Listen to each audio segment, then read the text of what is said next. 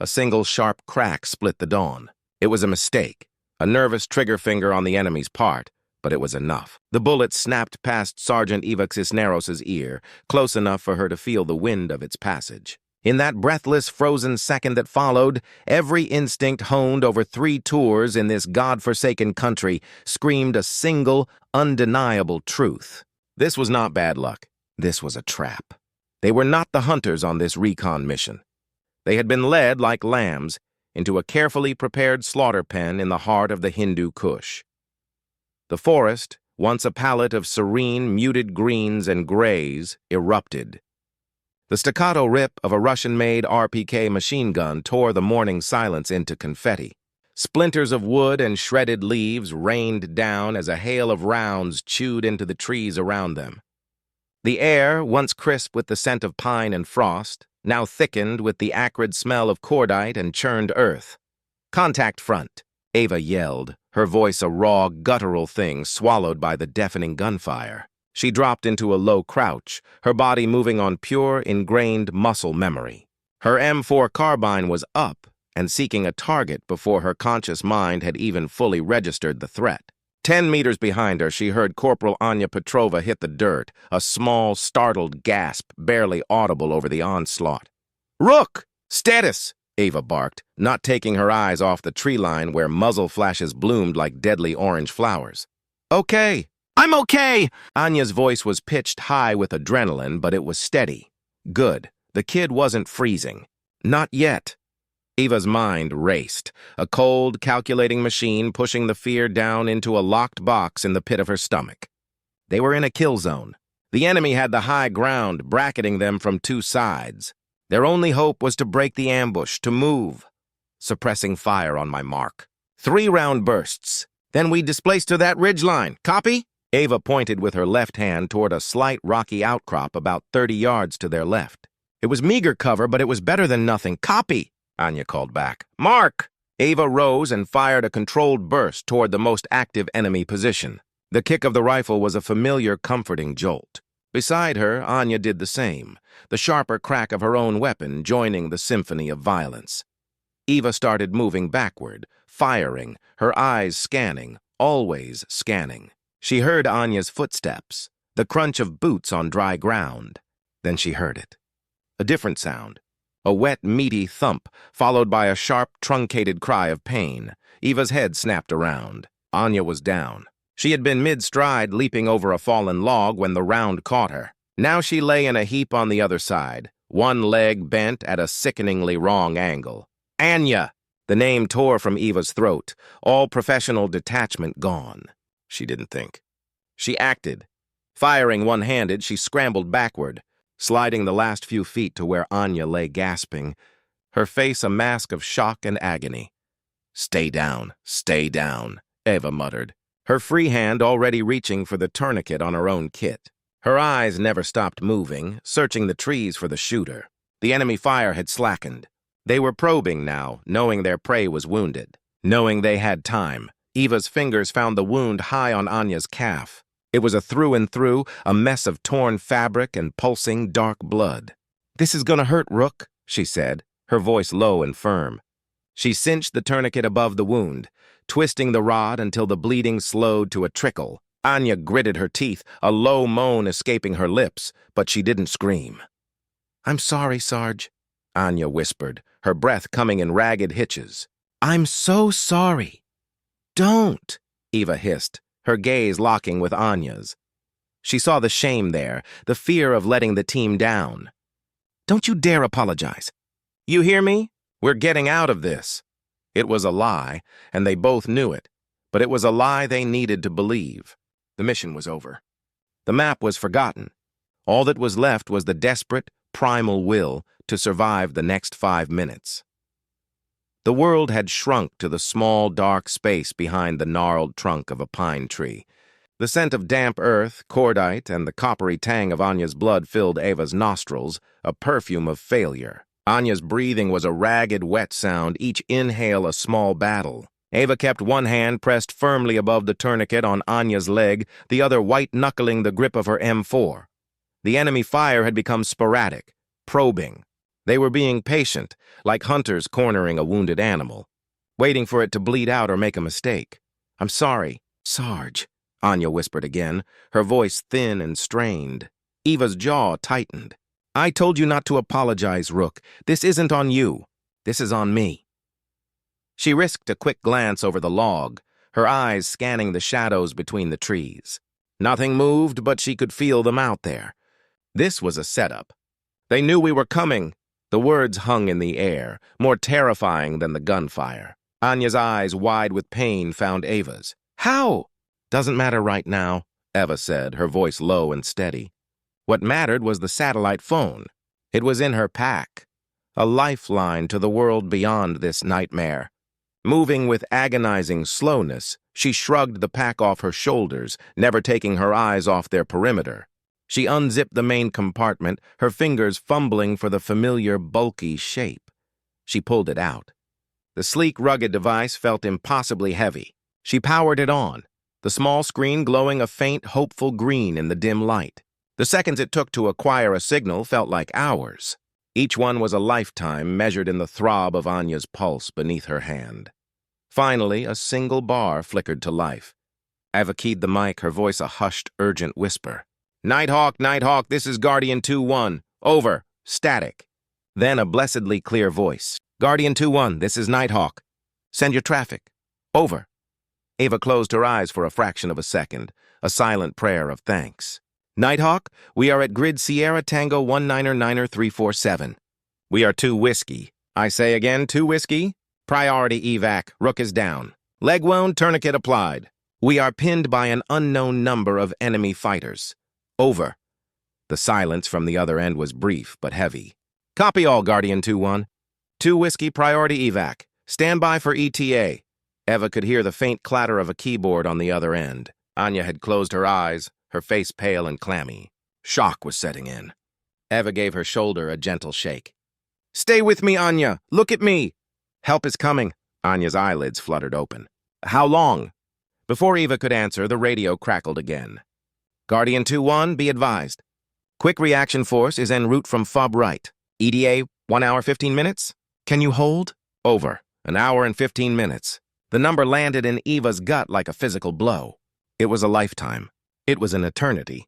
They had maybe 3 magazines left between them, and Anya was bleeding, her life literally ticking away with each passing second. She keyed the mic, forcing her voice to remain calm, professional. The model of a stoic NCO. Nighthawk, copy. 115 mics. We will hold. The lie tasted like ash. Guardian 2-1 out. She let the hand holding the mic drop to her lap. The hope that had flickered for a moment was gone, extinguished by the cold, hard math of survival. 1 hour and 15 minutes. She looked down at Anya, who had heard every word. The fear in the younger woman's eyes was a living thing. 1 hour, Anya breathed, the words barely audible. Eva's mind raced, discarding one desperate plan after another. They couldn't stay here. They were too exposed. But they couldn't move far, not with Anya's leg. The enemy knew they were wounded, knew they were trapped. They would be closing the net, tightening the noose. She reached into her pack again, past the empty water bottles and the useless map, and pulled out her last 2 fragmentation grenades. They felt cold and final in her hands. She looked at Anya, whose gaze was fixed on the dark green metal orbs. What's the plan, Sarge? Anya asked, her voice a thread of its former strength. Eva met her eyes, her own gaze hard, resolved. The fear was still there, a cold knot in her stomach, but it was being slowly smothered by a colder, more determined fury. The plan, Rook, Eva said, her voice dropping to a near whisper, is to make them pay for every single second of that hour. The 2 grenades felt like anchors in Eva's hands, their weight promising not salvation, but a final, violent statement. She tucked one into a cargo pocket, its cool metal a stark contrast to the feverish heat of her skin. The other she held up for Anya to see. We're not waiting for them, Eva said, her voice low and devoid of all emotion. It was the voice of a woman who had accepted the arithmetic of their situation. They were out of time, out of options, and nearly out of hope. The only currency left was pain, and she intended to spend it all. Anya's eyes, clouded with pain, widened slightly. She gave a weak, almost imperceptible nod. She understood. This was no longer about reconnaissance or evasion. It was about creating a perimeter of terror. Eva moved with a predator's grace, low and silent. She crawled a few feet to their right, to a narrow game trail that approached their position from the east. The enemy would use it. It was the path of least resistance. She carefully wedged the grenade between the roots of a thick pine, pulling the pin but keeping the spoon securely held. She unspooled a length of tripwire from her kit, her fingers working with an automatic precision that belied the tremor in her soul. She tied one end to the grenade's ring, the other to a sturdy sapling across the trail, pulling it taut just a few inches above the ground. A primitive but effective welcome mat. She scrambled back to Anya's side, her heart hammering against her ribs. "East flank is salted," she breathed. "Now you see that cluster of rocks at 10 o'clock? About 20 yards? Anya followed her gaze, her face pale. "Yeah.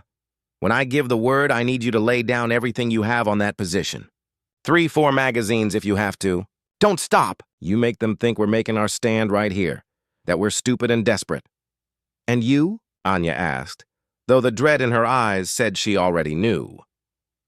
"I'm going to flank their flank," Eva said, her gaze fixed on the distant rocks. "While they're focused on you, I'll come in from the side. I'll break their line." "It's a suicide run," Anya whispered, her voice cracking. Eva finally looked at her, and a ghost of a smile touched her lips. It was a cold, hard thing. "It's a distraction, Rook, a damn good one. You just keep their heads down." She reached out and squeezed Anya's shoulder, a brief, firm contact. "You are a damn good soldier, Petrova. Your father would be proud."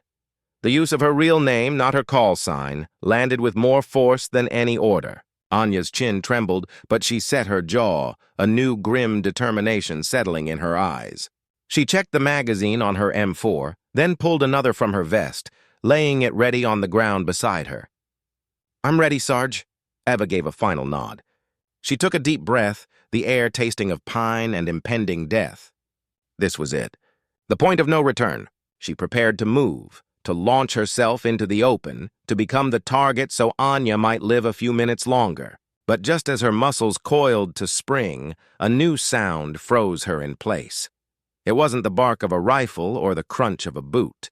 It was a voice, calm and unnervingly clear, cutting through the morning air. It came from a loudspeaker, or perhaps a powerful megaphone, hidden somewhere in the trees ahead of them.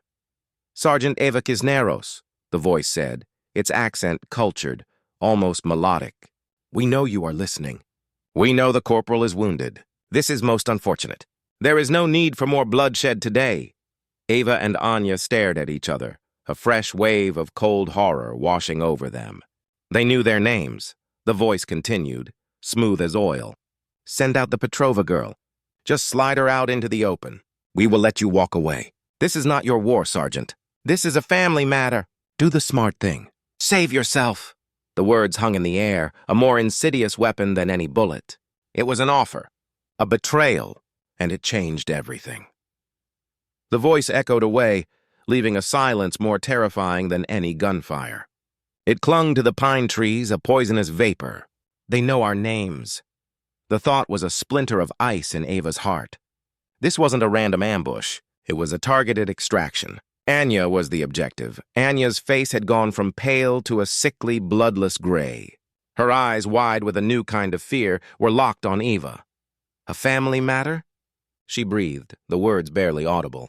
The betrayal in that single phrase was more crippling than the bullet in her leg. Her own father's legacy, a shadow she had spent her entire career trying to escape, had finally reached out from a world away to claim her in this bloody forest. Eva didn't hesitate. She didn't even look at Anya as she raised her rifle, aiming in the general direction of the voice. She fired 3 rapid shots. The reports were sharp, definitive cracks that shattered the tense quiet. It was her answer. A rejection written in gunpowder and resolve. The forest erupted again. The enemy, their offer spurned, unleashed a renewed torrent of fire. Rounds thudded into their log, chewing away their meager cover piece by piece. Dirt and splinters sprayed their faces. "Eva!" Anya cried out, her voice thick with panic and pain. They want me. Just go. You can still make it. Shut up, Rook, Eva snarled, firing another burst. Her mind was a vortex, spinning with the new information. A family matter. The general. His work during the Cold War? The old enemies, the lingering networks. It all clicked into a horrifying picture. Anya wasn't just a soldier. She was a prize. A bargaining chip in some ancient shadowy game.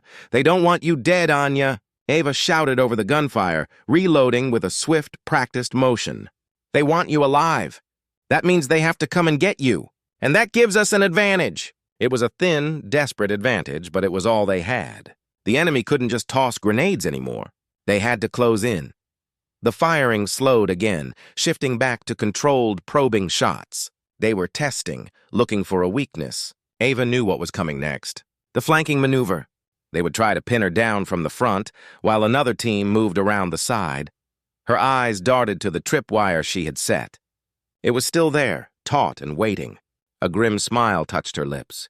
Let them come. Anya, listen to me, Eva said, her voice dropping to an urgent whisper. They're going to try and come up that game trail. When they do, our little present will slow them down. The second it blows, you pour everything you have straight ahead. Don't aim, just fire. Make a wall of noise. You understand? Anya, trembling, nodded, her knuckles white on her weapon. I understand. And no more talk of me leaving, Eva said, her gaze locking with Anya's. There was no room for argument in her eyes, only a fierce, protective fire. I made a promise to an old man in a quiet study. I don't break my promises. The words seemed to steady Anya. A flicker of the stubborn, determined soldier she was resurfaced through the pain and fear. She adjusted her grip on her rifle, her jaw setting. Okay, Sarge, they didn't have to wait long.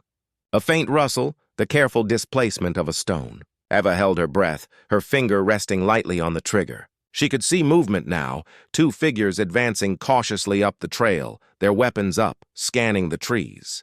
They were professionals, moving in a low crouch, but they were focused on the terrain ahead, not the wire at their feet. The lead fighter's boot caught the tripwire.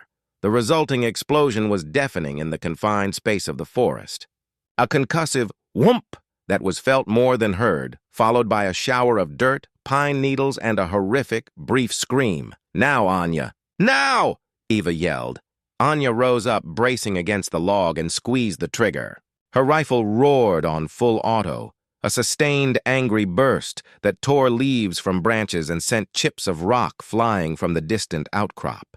It was wild, inaccurate, but it was overwhelmingly loud and terrifying.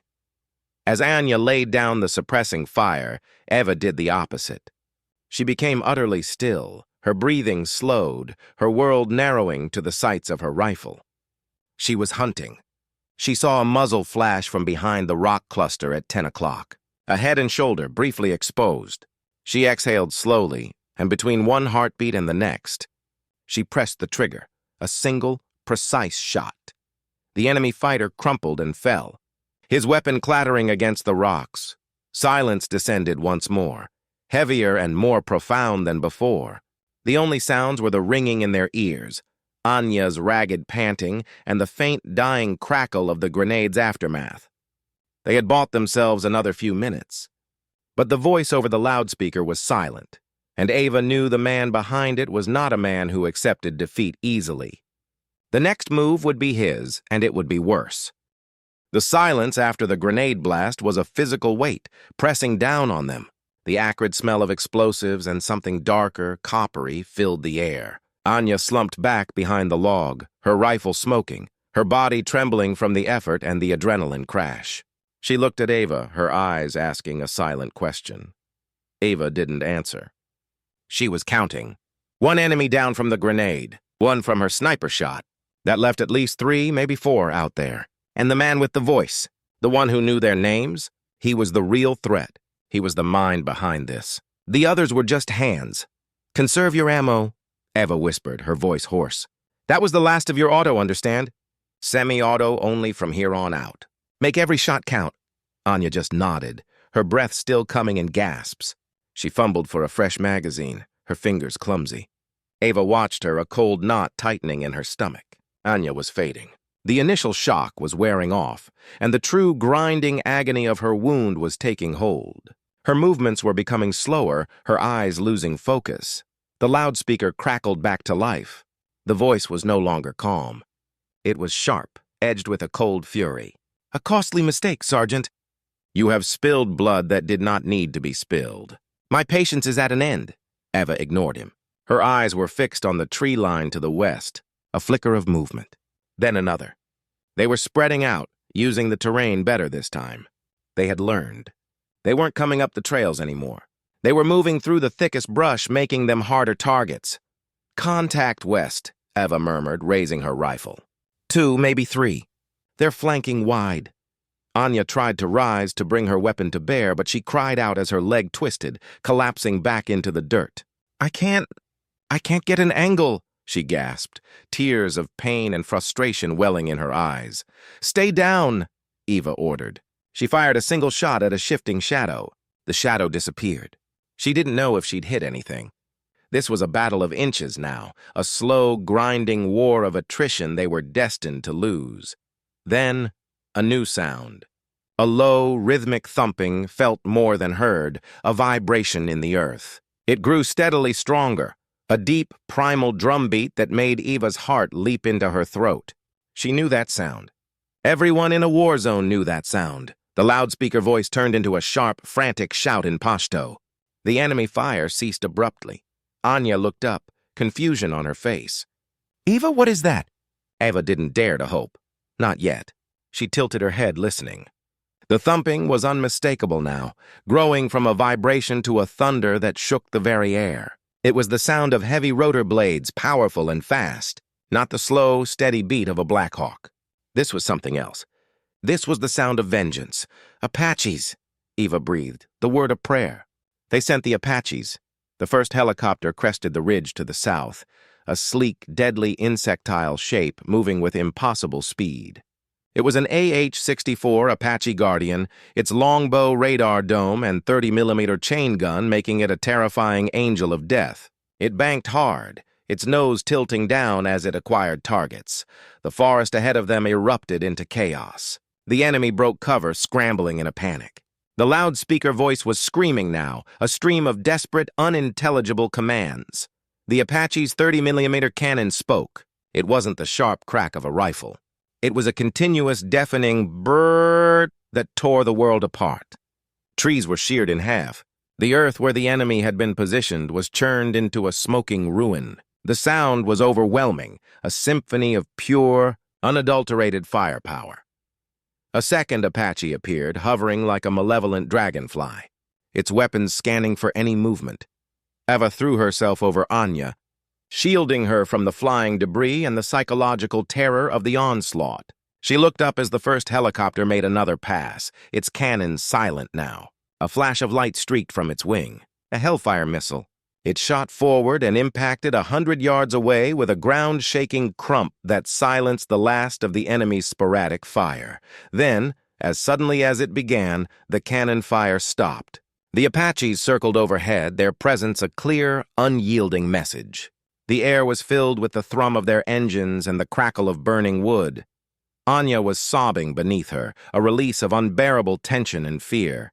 Eva pushed herself up, her own hands shaking uncontrollably. She looked out at the devastated forest. The ambush was over. The hunters had been hunted. A new, calmer voice crackled over their radio. "Guardian 2-1, this is Viking Actual. The area is sanitized. You are clear. A Pave Hawk is inbound for your evac. 5 mics out. Pop smoke." Eva fumbled for the smoke grenade on her vest. Her fingers, numb and clumsy, finally pulled the pin. She tossed the canister a few yards away. A thick plume of green smoke began to curl into the sky, a signal of survival, a beacon of hope against the backdrop of hell. The green smoke curled upwards, a vibrant living scar against the gray, war-torn sky. It was the most beautiful thing Eva had ever seen. The thundering presence of the Apaches had vanished as quickly as it arrived, their job done, leaving behind an eerie, smoldering silence. The only sound now was the approaching, steady thump of a different kind of helicopter, the Pave Hawk, the rescue bird. Anya had stopped sobbing, but her body was racked with tremors, a combination of shock, blood loss, and the sheer, overwhelming relief of their deliverance. Ava kept her hand on Anya's shoulder, a solid, anchoring pressure. "You see that smoke, Rook? That's for you. They're coming for you. Just hold on." Anya's eyes were closed, but she managed a weak nod. Her face was the color of chalk, a stark contrast to the dark, clotting blood on her pant leg. Ava's own heart was still hammering, a frantic, wild drum against her ribs. The adrenaline was receding, leaving a hollow, shaky exhaustion in its wake. They had survived. The words didn't feel real yet. The sound of the pavehawk grew from a distant throb to a deafening roar as it flared above the small clearing, its rotors whipping the smoke into a frantic spiral. The downdraft was immense, pelting them with dirt and pine needles. Ava shielded Anya's face with her body, squinting up at the gray machine hovering like a miracle. The side door slid open. A figure, silhouetted against the bright interior, fast roped down, hitting the ground with a practiced, solid thud. He was a pararescue man, a PJ, his helmet and visor making him anonymous, a faceless angel of mercy. He moved toward them with a purposeful, unhurried stride that spoke of absolute competence. His gaze swept the area once, a professional assessment, before landing on Ava and Anya. He dropped to a knee beside Anya, his voice calm and clear even over the rotor wash. "Hey there, I'm Ben. I'm here to get you out of this mess. Let's take a look at that leg." Ava finally allowed herself to breathe, a deep, shuddering breath that felt like the first one she'd taken all morning. She watched as the PJ, Ben, quickly cut away the fabric of Anya's pants, his hands moving with a swift, gentle efficiency. He examined the tourniquet, gave it an approving nod, and began attaching a new IV and administering pain medication from his kit. "You held the line." "Sergeant," Ben said, his eyes flicking up to meet Ava's for a second. There was no judgment there, only a flat, professional respect. "You did good," Ava just nodded, unable to form words. Her throat was too tight. Her eyes were fixed on Anya's face, watching as the lines of agony slowly began to smooth out under the influence of the morphine. The color still hadn't returned, but the terrifying grimace was gone. Ben finished his initial assessment and keyed his radio. 2 litter patients, 1 critical. Prepare for hoist." 2 more PJs fast roped down, bringing a Stokes litter with them. They worked in perfect, silent unison, transferring Anya onto the rigid basket with incredible care, securing her straps with swift, sure movements. Ava stood up, her legs feeling like rubber, and watched them attach the litter to the cable that now dangled from the helicopter. She felt a hand on her arm. It was Ben. He had to shout to be heard. "You're next, Sergeant! We're going to send the jungle penetrator down for you!" Ava watched as Anya was winched up, the litter spinning slowly as it ascended into the dark belly of the pavehawk. She was safe. The promise was kept. The weight that lifted from Eva's shoulders in that moment was more immense than any physical burden she had ever carried. The metal seat, the jungle penetrator, was lowered back down. Ben helped her strap in, his grip firm. "You're all set. Just enjoy the ride."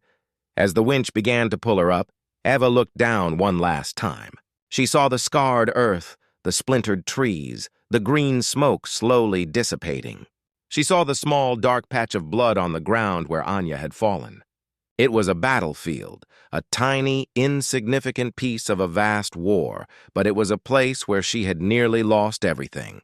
Then the winch pulled her into the helicopter, out of the nightmare and into the roaring, vibrating reality of salvation. The door slid shut, closing out the world below. The inside of the pavehawk was a cacophony of roaring engines, vibrating metal, and focused urgency. The moment the door slammed shut, cutting off the view of the ravaged forest, the world shifted. The immediate, primal fear of the ambush was replaced by the sterile, efficient chaos of a mobile emergency room. Anya was the center of it all. The PJs worked over her with a controlled frenzy, cutting away the rest of her uniform, starting another IV, calling out vitals to the flight medic. Eva sat strapped into a red nylon seat, her body humming with a strange, detached energy. She watched them work, her gaze fixed on Anya's pale, unconscious face. The morphine had pulled her under, a small mercy. One of the PJs, Ben, glanced over at Ava. You hurt, Sergeant? Any shrapnel, GSWs? Ava looked down at herself as if seeing her body for the first time. Her uniform was torn and filthy, caked with dirt, pine needles, and Anya's blood.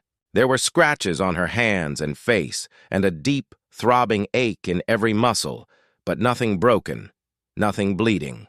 She was physically intact. She shook her head. I'm good. He gave her a curt nod and tossed her a canteen. She drank, the warm, plastic-tasting water, the most wonderful thing she had ever tasted. It washed the dust and cordite from her throat, but did nothing to cleanse the deeper grime that felt like it had settled in her soul. The flight was a blur of noise and motion. Ava closed her eyes, but the images flashed behind her lids anyway. The first shot, Anya falling, the cold voice over the loudspeaker. The grenade blast, the apocalyptic roar of the Apache's cannon. It was a relentless, brutal reel of memory. She kept seeing Anya's face, the shame in her eyes when she apologized, the terror when the voice said her name. A family matter. The words were a poisoned dart still lodged in Eva's mind. Who had betrayed them? How far did the rot go? The helicopter began its descent, the pitch of the engines changing. Through the small window, Ava saw the familiar, dusty sprawl of the forward operating base, rushing up to meet them. The Pavehawk flared and touched down with a gentle bump on the landing pad, surrounded by a hive of pre-positioned activity.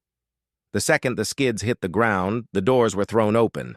The bright, harsh Afghan sunlight flooded in, momentarily blinding. A team of medics from the base hospital swarmed the bird, their movements a well-rehearsed ballet of trauma care. Eva unstrapped herself and stood on shaky legs, her body protesting the movement.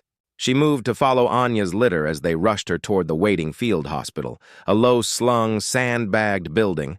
A firm hand on her arm stopped her. It was a master sergeant from the base, his face grim. Sergeant Cisneros, I need you to come with me right now. Debrief. Ava tried to pull her arm away, her eyes still locked on Anya's retreating form. My soldier is in the best possible hands, the master sergeant said, his tone leaving no room for argument. The intel you have is time-sensitive. We need to know what happened out there, now! The switch was jarring. One moment she was in the fight, her entire being focused on keeping Anya alive. The next, she was being pulled into the cold, clinical world of military bureaucracy. The blood was still on her hands, the smell of gunpowder in her nose, and they wanted a debrief. She allowed herself to be led away from the medevac pad, away from Anya. She was taken to a sterile, windowless room in the command post. She sat on a hard metal chair, still in her filthy gear, while a captain and a stern-faced man in civilian clothes, an intelligence officer, sat across from her. Start from the beginning, Sergeant, the captain said. Leave nothing out. Eva took a deep breath. The words felt thick and clumsy in her mouth. She began to speak, describing the trail, the first shot, the ambush. But when she got to the part about the voice, she saw the two men exchange a quick, knowing glance. A chill that had nothing to do with the room's air conditioning seeped into her bones. They knew. They knew about the voice. They knew what it meant.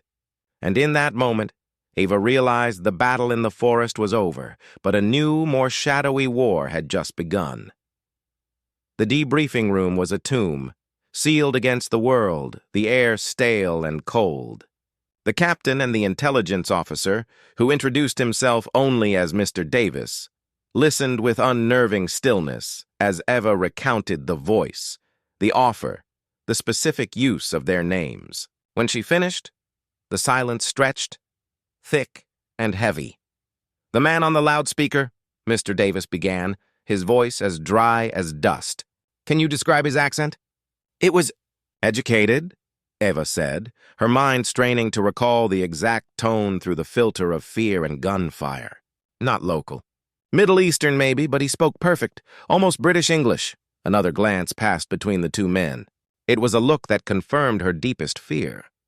This was not a surprise to them. Sergeant, the captain said, leaning forward, his hands folded on the table. This incident is now classified. You are not to speak of the enemy's communication to anyone. Not your squad, not your friends. No one. Is that understood? Eva stared at him, a cold fury beginning to burn through her exhaustion. Sir, with all due respect, they knew we were coming. They knew our names. There's a leak. Someone? That is no longer your concern, Mr. Davis interrupted, his voice flat and final. Your concern is your recovery and the well-being of Corporal Petrova. The investigation into the operational security breach is being handled at a different level. They were shutting her out. They were covering it up. The betrayal wasn't just out there in the mountains. It was here in this sterile room, in the calm, dismissive eyes of these officers. She was a loose end to be managed. She was dismissed. The master sergeant escorted her out, his presence a silent warning. The moment she stepped outside, the Afghan sun hit her like a physical blow. The world was too bright, too loud. She stood there disoriented, her body aching, her mind reeling. Her feet carried her on their own, past the humming generators and the dust-covered MR apps, toward the base hospital. She didn't stop at the front desk. She walked down the sterile hallway, her dirty boots leaving prints on the clean floor, her gaze scanning the curtained-off beds. She found her. Anya was in a bed by the window, her leg heavily bandaged and elevated. An IV drip was taped to her arm, and she was asleep, but the deathly pallor was gone, replaced by the soft, living hue of sleep. The frantic beeping of the heart monitor was a steady, reassuring rhythm. Eva stood in the doorway, just watching her breathe. The tight knot of dread and fury in her chest loosened, just a little. This at least was real. This was a victory no classified report could take away from her. She pulled up a chair and sat, the adrenaline finally, completely draining away, leaving a profound and hollow exhaustion. She didn't know how long she sat there, just watching over Anya, the way she had in the forest, but now in the relative safety of four walls. The curtain rustled. Ava looked up, expecting a nurse. It was General Petrova. He stood there, still in his travel-rumpled uniform, his face etched with a fatigue that was more than just a long flight. His eyes, the same steely blue as his daughter's, went first to Anya, taking in the bandaged leg, the peaceful sleep. A father's pain flashed across his face, raw and unguarded. Then his gaze shifted to Ava. He didn't speak. He simply walked over to her.